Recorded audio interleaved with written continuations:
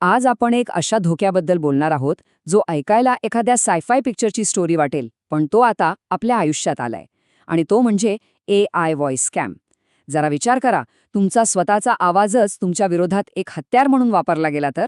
चला तर मग या नव्या डिजिटल गुन्हेगारीच्या जगात काय घडतंय ते पाहूया. फक्त एक कल्पना करा, तुमचा फोन वाजतोय आणि स्क्रीनवर तुमचा सगळ्यात जवळचा मित्राचं किंवा मैत्रिणीचं नाव दिसतंय. तुम्ही फोन उचलता आणि पलीकडून जो आवाज येतो तो तुमचा अगदी ओळखीचा आहे, पण घाबरलेला. अरे, मी खूप मोठ्या संकटात आहे, प्लीज मला लगेच पैसे पाठव. त्या आवाजातली भीती आणि घाई ऐकून तुमच्या मनात दुसरा कुठला विचारच येत नाही. साहजिकच तुम्ही कसलाही विचार न करता पैसे पाठवून देता, कारण आपली माणसं अडचणीत असताना आपण मदत करणार नाही तर कोण करणार, बरोबर ना? पण इथेच खरी मेख आहे, कारण ज्याला तुम्ही मदत केली तो तुमचा मित्र नव्हताच. हो, अगदी बरोबर ऐकलं. तो आवाज होता आर्टिफिशियल इंटेलिजन्सचा, एका मशीनचा, ज्यानं तुमच्या मित्राच्या आवाजाची हुबेहूब नक्कल केली होती. बसला ना धक्का? हेच आहे AI व्हॉइस स्कॅमचं भयानक वास्तव. आणि हे जे काही मी तुम्हाला सांगतोय, ही काही काल्पनिक गोष्ट नाहीये. ही एक खरीखुरी घटना आहे जी आपल्याच देशात घडलीय. केरळमध्ये एका व्यक्तीसोबत अगदी हेच झालं. त्यांना त्यांच्या मित्राचा फोन आला आणि पलीकडचा आवाज, बोलण्याचा तोच टोन, तीच लकब, सगळं इतकं परफेक्ट होतं की त्यांना क्षणभरही शंका आली नाही. त्या बनावट मित्राने संकटात असल्याचं असं काही नाटक केलं की यांनी क्षणाचाही विचार न करता त्याच्यावर विश्वास ठेवून 40,000 रुपये ट्रान्स्फर केले. पण काही वेळानंतर जेव्हा त्यांनी आपल्या खऱ्या मित्राला काळजीपोटी फोन केला, तेव्हा त्यांच्या पायाखालची जमीनच सरकली.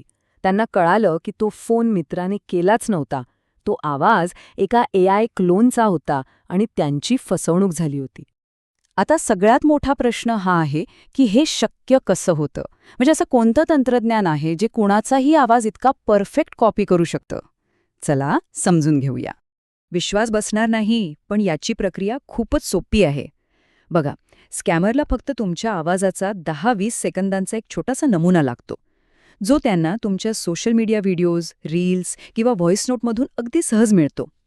मग ते हा नमुना एका AI टूलमध्ये टाकतात आणि काही मिनिटांतच ते टूल तुमच्या आवाजाचा एक परफेक्ट डिजिटल क्लोन तयार करतं. झालं, आता हाच आवाज वापरून ते कोणालाही फसवू शकतात. आणि जर तुम्हाला वाटत असेल की हे फक्त आपल्याकडेच होतंय, तर तसं नाहीये.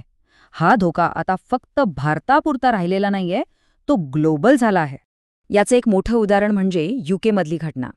तिथे एका मोठ्या कंपनीच्या CEOला चक्क त्याच्या बॉसच्या आवाजात फोन आला. तोच अधिकार, तीच बोलण्याची पद्धत, आणि त्याला एक अर्जंट पेमेंट करायला सांगितलं गेलं. आता बॉसचाच आदेश म्हटल्यावर त्या CEOने तब्बल $2,43,000 ट्रान्स्फर केले. आणि नंतर काय झालं असेल ह्याचा तुम्ही अंदाज लावू शकता? बरोबर, तो आवाजसुद्धा बनावट होता, एका AI क्लोनचा. विचार करा, हा धोका किती मोठा असू शकतो. मग या तंत्रज्ञानाचा धोका नक्की किती गंभीर आहे? हे फक्त आवाजापुरतंच मर्यादित आहे की यापेक्षाही काहीतरी भयंकर घडू शकतं? आणि इथेच खरी धोक्याची घंटा वाजते. आजचं AI फक्त आवाजच नाही, तर तुमचा चेहरा आणि तुमचा अख्खा व्हिडिओसुद्धा बनावट तयार करू शकतं. यालाच डीप फेक म्हणतात. म्हणजे विचार करा, तुम्हाला एखाद्याचा व्हिडिओ कॉल आला तरी समोर दिसणारी व्यक्ती खरी आहे की खोटी हे ओळखणंसुद्धा कठीण होऊ शकतं.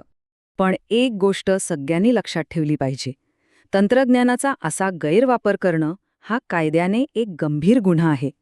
भारताच्या IT ॲक्टनुसार हे एक सायबर क्राईम मानलं जातं. आणि जर कोणी असं करताना सापडलं तर त्याला 3 वर्षांपर्यंत तुरुंगवास आणि मोठा आर्थिक दंड किंवा दोन्हीही होऊ शकतं. त्यामुळे गंमत म्हणून सुद्धा असं काही करण्याचा विचार करू नका. मग प्रश्न येतो की या धोकादायक तंत्रज्ञानापासून आपण स्वतःला वाचवायचं कसं? आपण कोणती काळजी घ्यायला हवी? काही सोप्या पण खूप महत्त्वाच्या गोष्टी आहेत. 1. जर कोणी फोनवर अचानक पैशाची मागणी करत असेल तर लगेच विश्वास ठेवू नका. 2. त्या व्यक्तीला म्हणा, मला व्हिडिओ कॉल कर, कारण लाईव्ह व्हिडिओ कॉल बनावट करणं अजूनही AI साठी खूप अवघड आहे. 3. तुमचा OTP, पासवर्ड किंवा बँकेची कोणतीही गोपनीय माहिती कधीच कोणाला फोनवर सांगू नका. आणि 4. एक गोष्ट लक्षात ठेवा, स्कॅमर नेहमी घाई निर्माण करतात, भीती दाखवतात. त्यामुळे शांत रहा आणि नेहमी डबल चेक करा. एक गोष्ट आता आपण सगळ्यांनी कायमची लक्षात ठेवली पाहिजे. आजच्या या डिजिटल जगात जे दिसतंय त्यावर लगेच विश्वास ठेवू नका. आणि जे ऐकू येतंय त्यावरही पटकन विश्वास ठेवू नका, कारण AIच्या या जगात खरं आणि खोटं यातलं अंतर खूप कमी झालं आहे. ही माहिती फक्त तुमच्यापुरती ठेवू नका. तुमच्या मित्रांना, घरातल्यांना, सगळ्यांना या धोक्याबद्दल सावध करा.